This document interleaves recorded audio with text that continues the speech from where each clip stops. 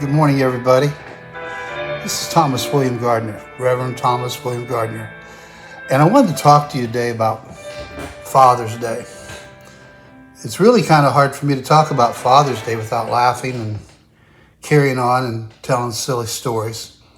That's the way my father was, and the fathers in the neighborhood were the same way. But a lot of people don't make it to church, and they don't understand what a father's supposed to be. They have misunderstandings of what a father is supposed to be. So I'm hoping that when I get done today, that many people who don't make it to church watch this and maybe they understand something that they didn't understand before. Maybe in some way it helps them. My father was funny. He was funny, but he was also different funny, which used to make me laugh too. My mother was pretty humorous too, and it was good. It was good for me because I was the kind of child that needed a lot of discipline. Have you been there? Have you met anybody like that? I hope this is a help to you. My father was asked one time by my mother if we could go over to see my Aunt Sandy. Aunt Sandy had called my mother and said that she was being beaten by her boyfriend, and on Fridays when he got the paycheck, that he was starting to do this. And my mother said, Tom and I'll be over there. Now, if you knew my dad, he was big in the shoulders and he was strong. And Mom said, yeah, Tom and I'll be over there. And they went over there, and he was yelling and carrying on. And Aunt Sandy said, I think he's going to start. And Mom, got on to him, and Dad said, you shouldn't have to put up with that. And he said, what? And he said, you shouldn't have to put up with that. And he said, yeah, Tom says I shouldn't have to put up with that. He says, why don't you come with me? He says, yeah, Tom and I, what are we going to do, Tom? He said, we're going to go out into town. He said, yeah, Tom and I are going to go out into town. So he had Mom pack up some of his clothes for the guy and put him in a suitcase. And Dad took the suitcase with him. He said, I'm going to stay with Tom for a while. Well, that's what he thought. So by the end of the night, my mother was upset, and she said to Aunt Sandy, she said, I don't know what he's doing. I don't know why he's treating him this way. Dad came back later that night about midnight, and he had taken the man and he put him on a bus. And the man was drunk, and he didn't know what was going on. And on the front of the bus, it said Seattle. The thing of it was, he put him on a bus from Tampa, Florida. Guy never came back. I wonder why. This happened in the family then about 2 years ago, and another aunt of mine was getting beaten. Not everybody in our family gets beatings, but this was going on. And Dad did the same thing to him. So then the joke after that was, if somebody was upsetting Dad, then we would say, that guy better watch it. Dad will put him on a bus to Seattle. It was just, my dad. He was different. He was funny. I got the biggest kick out of him there. He was always there for me, no matter what. He was patient. He was always there, but he used discipline. I was talking to the kids last year, and I said, what is a good father? What is a good father? Fathers come in different sizes and different packages. Sometimes your father is the neighbor next door, or sometimes your father is your grandfather, or sometimes your mother has to fill in as mother or father. But some people, sometimes they have a good father. I kind of think that good fathers are scarce these days. Maybe that's just me. But a good father, it says in the Bible, it says it's one who is righteous, honest, holy, and fair. Righteous, honest, holy, and fair. That's the definition of good. So the good father, it says on the internet, it says that a father is a male parent who is the child's father, and sometimes other people have to fill in for that father, as we know.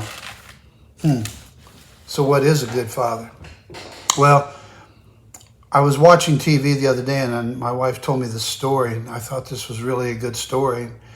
And she said that there was a man who was watching his mother taking a beating, and he was only like 5 years old. at the time. And he ran and got the kitchen knife, and he stabbed his own father in the rear end with the kitchen knife. After that, he would get the brunt of the beatings around the house. But God had a better plan for him. And he ended up being a world champion wrestler for many years. And he's now a part of a talk show host on Fox five nights a week. And even though he didn't have a good earthly father, you see, he had a good heavenly father. And that's the thing about people. We can't look at them as whether they're perfect or not, but our Father in heaven is perfect. And we have to understand that there's different fathers. There's the father of our country, the father of flies is the devil, and Henry Ford was the father of the assembly line, and Steve Jobs was the father of Apple, and Charles Schultz was the father of peanuts. But all in all, we have a perfect father. He's perfect every day. He's always been perfect, and he's waiting for us. I'd like to tell a story right now about a father. It's in the Bible, and I know many people don't get a chance to go to church for whatever reason. It's not for me to judge. But I want to talk to you right now, and I hope there's somebody that's going to listen to this. But there was a father who went to Jesus, and his name was Jairus, and he was the head of the synagogue. And when he went to see Jesus, this would be very controversial because he was the head of the synagogue. But his daughter was dying, and he knew it, and he knew that Jesus could heal his daughter. But as he went to Jesus, there was all kinds of things that came up. There was a woman with the issue of blood, and the crowd crowded around her, and everybody was focusing on her, and he was asking Jesus. He went down on his knees, and he was asking Jesus to come to his house. And even after the issue of blood and all the people saw the miracle that Jesus did with the woman with the issue of blood, the man kept his eyes focused on Jesus. And at the end of focusing his eyes on Jesus, he wouldn't let him go. And he insisted that Jesus come to his house. And as he was insisting for Jesus to come to his house, a man comes up and says, "Don't bother the master. Your daughter just died." I know that sounds cold, but this is how the story goes. And Jesus looked at him and he said, "Your daughter hasn't died. She's just sleeping." And so he went to the house, and of course, everybody was crying because the daughter had died. And Jesus said, "She has not died. She's just sleeping." And everybody laughed, and they carried on. And Jesus chased them out of the house, and he kept his selected four with him, and a mother and father. And they stayed in the house, and he talked to the little girl, and she rose up, and she was alive, and he said, "Feed her something." Of course, we know that Jesus was the master of miracles. We know that Jesus could heal anybody. We know that anybody that Jesus came across that he decided to heal, he healed. Jesus could heal anybody. We understand that. But look at the Father. Regardless of what was going on around him, he came to Jesus on his knees. He came to Jesus even though there was things going on around the crowd, and the crowd wanted to take Jesus here and take Jesus there. But the Father kept his eyes on Jesus. The Father delivered Jesus to his house, and Jesus healed his daughter. See, to me, that's really a good father. He would not give up on his child. In Mark 9, there's a story about a man, and his son was what they called lunatic. And all of a sudden, he would try to throw himself into fire or throw himself into the water and drown himself. And he had what we would call now, we would say he had demons. He had mental issues. And back in those days, they said he was lunatic. Well, he came to the disciples, and he wanted to see Jesus, and the disciples said, "Well, what can we do?" And so they tried to heal the boy, but they could not heal the boy. They tried to do something for the boy, but they couldn't do anything for the boy. Now the father could have said, "Wow, I just talked to the disciples, and disciples couldn't do anything." But the father said, I need to see Jesus. And he found Jesus. No matter the size of the crowd or no matter the people that are around him, he found Jesus. He said, "This is my boy." And the boy looks over at Jesus and he runs and he jumps into a fire and he rolls around. And Jesus looks over at the father and he says, "How long has he been like this?" And he says, "He's always been like this. Sometimes it's water he jumps into." And Jesus took the boy and he healed him. The boy laid still and he looked like he was dead. All of a sudden he got up and he was healed. And the disciples went to Jesus and they said, "Why couldn't we do this?" And Jesus said, "Because prayer and fasting sometimes is what we have to do in order for our miracles to come true." The point of the story is, you notice how even though he was told by the people that were above him, or the people that he went to, or the people who were in charge, no matter what he was told, he didn't give up on his boy. He did not give up on his boy. He kept his eyes on Jesus. And he asked Jesus to give him more faith. And Jesus did, and Jesus delivered. And that father saw it through until the boy walked away, and he walked away normal. But the favorite story that many people are missing when they don't go to Father's Day and they don't make it to church, which that seems to be a thing nowadays. The attendance down almost all the churches in the United States are down, is the story that I'd like to read to you right now. And it's a favorite story of just about anybody that goes to church. It's one of their favorite stories. And he said, a certain man, this is in Luke, and you're in the 15th chapter, had 2 sons. And the younger of them said to father, "Father, give me my portion of goods that falleth to me, and divided unto me my living." And not many days after that, the younger son gathered together, and he took his journey into a faraway land, and he wasted it on substance, and he wasted it on riotous living. Now, if you really think about it, we see a lot of people do that. We say, "Boy, when I get out of here, and when I get out of this, get to be 18, or when I get to be 21, or whatever it is, I'm going to hit the road, and I'm going to do this, and I'm going to do that." And sometimes that's really not wise thinking, is it? But he had planned for this, and he was of age, and this is what he decided to do. And when he had spent all the money that he had, a famine came. In other words,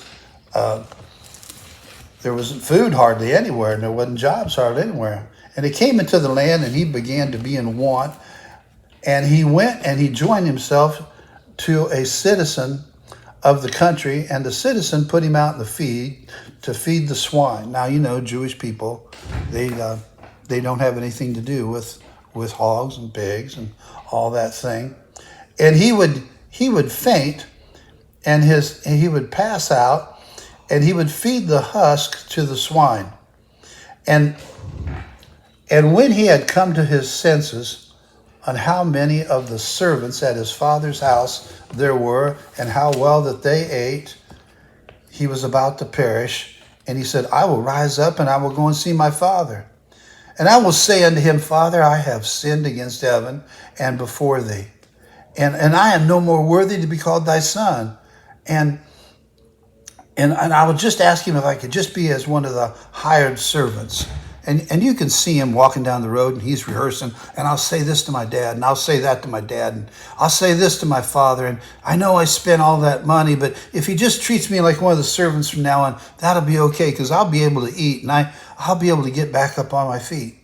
And he's saying all these things to himself, and he's talking to himself, and he arose up, and he came to his father. But when his father saw him from far off, his father saw him, and compassion fell upon him, and he fell upon the neck of the boy. He ran.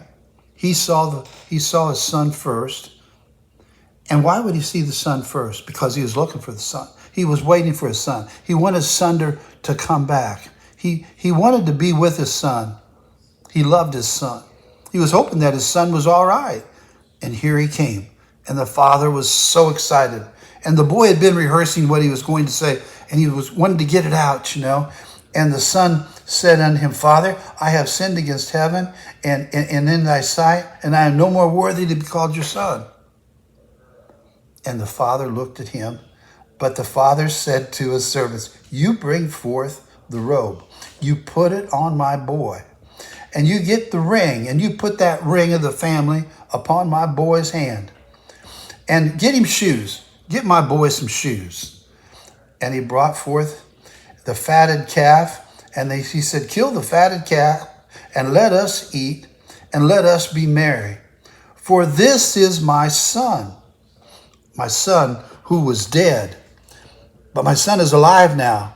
He was lost, but now he is found. And they began to be merry, and they began to have a party. Now, many people say that he ran to his son first because he was owner of many slaves and many servants and on like that. But a lot of times they felt like they were family. And if anybody had disgraced the family, that was their enemy. He didn't want anybody to throw stones at his boy. So by running to his boy and wrapping his arms around him and holding him, if a stone hit, it would hit him, but it wouldn't hit his child. Now, maybe that's true, and maybe it's not. But his father got up, and his father ran to him. While he was telling the story, his father didn't even want to hear it. He didn't even want to listen to it because he knew this son was okay. His son was fine. His son came home. It was time for a fresh start. Now the older son was in the field, and as he came close to the house, he heard the music and he heard the dancing. And he called out to one of the servants and he asked, what's going on? What does all this mean? And he said unto him that your brother has come home. Your father has killed the fatted calf, and because he has received him safe and he has received him sound. And the son was angry, and he would not go in. And therefore his father came out and entreated him. In other words, now his father went to look for his older son. They weren't coming to him. He was coming to them. He was there for them, even though they made a mistake. And even though the other one was upset with the older son, he went to the older son because he didn't want to lose him in any way. And he answered and he said to his father, lo, all these years I've served you, and I have not transgressed in any way.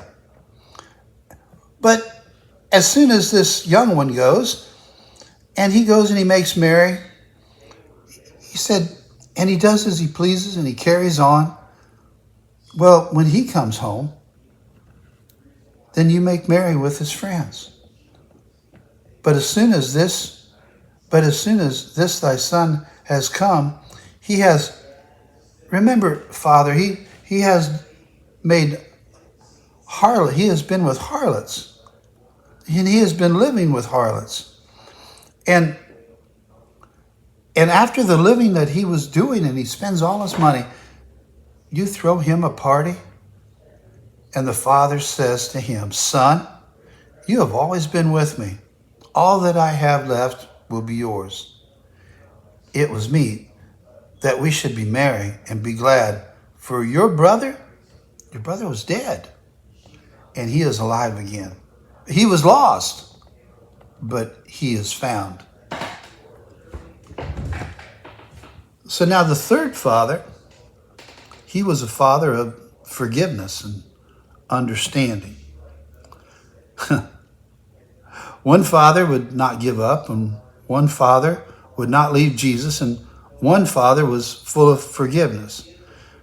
And this shows us what a father should be.